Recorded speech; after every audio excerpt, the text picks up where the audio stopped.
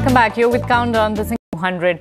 You've got autos which continue to outperform and mid-caps and small caps which are coming in and defying the market downtrend right now. Let me welcome in another special guest, Prassana Pathak, fund manager. Prassana, morning. Great to have you here on Opening Moves.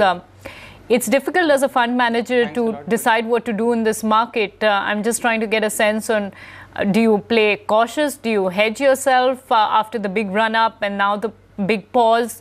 Or do you say that you're willing to take a contrarian stance? See, for us, it's more of a stock-specific kind of a play. And I'm sure that there are a lot of stocks available in the markets which have fallen around 60 or 70%, and there's a lot of value embedded in those stocks. So overall, it's a valuation game. We play it on a valuation basis, and we don't look at the broader indices as such. Having said that, if you look at the run-up in the indexes in the last 6 months, I think that has been spectacular.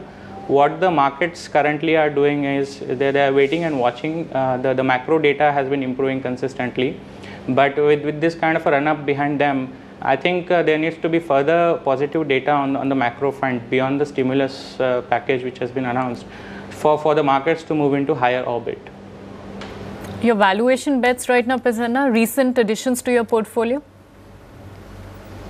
See, we won't like to discuss individual stocks as such, but what we like is the oil and gas theme with huge gas discoveries happening and gas production just starting to begin.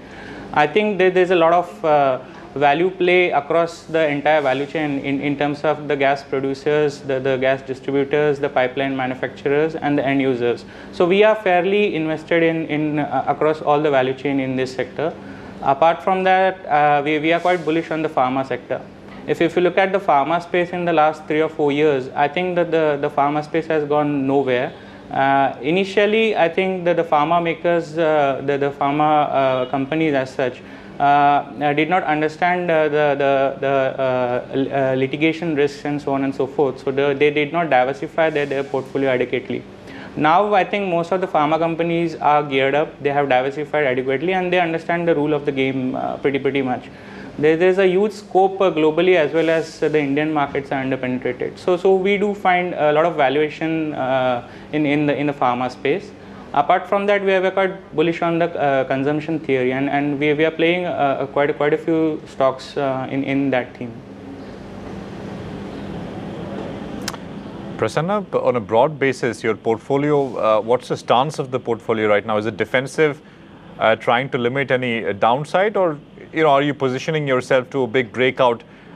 So you're into some of the high beta names and that sort of thing. Just trying to understand the broader stance of the portfolio. See, overall we are a bit cautious, and but the portfolio is well diversified in terms of the beta and in terms of defensives. Like I said, we are taking bets on individual stocks and individual themes as such. So we don't as such time the portfolio for market movements. But yeah, in terms of markets, I think yesterday it was the third time that it tried to break out the 4730 levels, and I think if some positive data emerges in the next few days, the markets might break out on the upper side, and we are well positioned to take benefits of that upside. Prassana, could we break that particular stance down? Now you said you like pharmaceuticals. What else? Where are your biggest overweights right now? Where are your biggest underweights? See, in terms of overweights, like I said, we are overweight on the oil and gas space, on the pharma space, on the consumption space, be it in terms of FMCG, be it in terms of the agri themes, be it in terms of the housing themes. IT and autos, because of the sharp run-up, we have taken some profits off the table. And in terms of underweights, as of now, we are underweight on the banking and the commodity space. Okay, underweight banking, commodities, profit taking in IT and autos.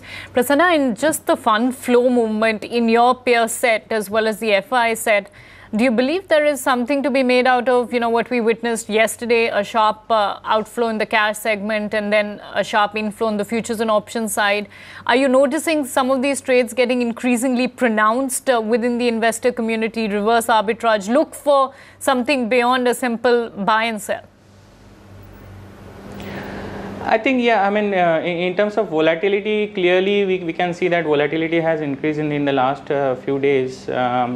But I think the underlying tone is still bullish. Like I said, it was a third attempt yesterday to break out from that 4730 levels. And typically after that sharp run up that we have seen in the last 6 months, market is looking out for direction. So I won't be surprised if it continues to be range bound for some time.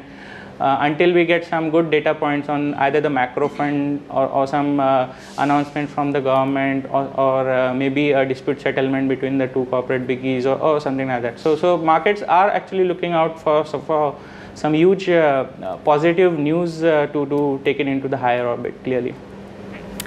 Prasanna, you said you're bullish on oil and gas as a theme, but you're underweight the commodities theme. So my question in oil and gas is if you can, break up upstream, downstream, what kind of themes are exciting you within the oil and gas sector? And would you look with that logic, if I'm thinking that you're going a little bearish on commodities, so you expect oil prices to come down, and therefore your favorite choices would be the OMC pack? Yeah, I mean, we are bullish on the OMCs as of now because I think ultimately there will be deregulation happening in this sector. But like I said, I mean, the oil and gas space is a purely domestic theme that we are playing because of the huge gas find and gas production which is happening. Obviously, there will be a lot of companies, say in the distribution space, in the gas production space, in the pipe manufacturing space, because pipes ultimately have to be laid out for the gas to be transported, and the end users of gas like the power companies, the fertilizer companies. So we are actually overweight on all these themes, in fact.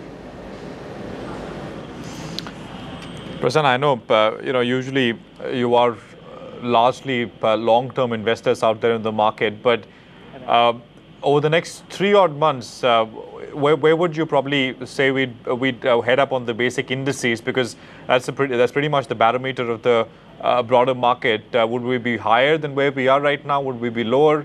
Want to take a shot at that?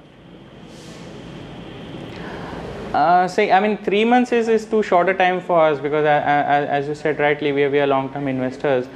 But I think the undertone is bullish and we might be headed upwards. Do you gather that from some of the investors that you speak with, fund flows that you've heard? What's that belief based on? Because at the current levels, every time we go above some levels of about 4,700, if you look at the Nifty and corresponding levels in the Sensex, there's a fair bit of supply which starts to come in. News flow is thinned out quite a bit. There is monsoon worries around the corner. Earnings season is a month and a half away. So where's that confidence really coming from? See, I mean, there might be a few surprises. One in terms of earnings, which might surprise positively. The second is in terms of government announcements, which might come in. Thirdly, I believe that by December or say by the next January, people will start discounting the O11 numbers, and in terms of O11, a lot of larger brokerages have actually revised their EPS earnings upwards. Plus, I mean, say from December onwards, we'll start building expectations for the budget as well. So given all these kind of events lined up and things lined up, I think unless and until there is some really bad news on the global front, we might be headed upwards. Prasanna, what's been your fund positioning on IPOs? So you had Adani Power and NHPC yesterday, and you've got Oil India coming up next. How do you position yourself with these new issuances?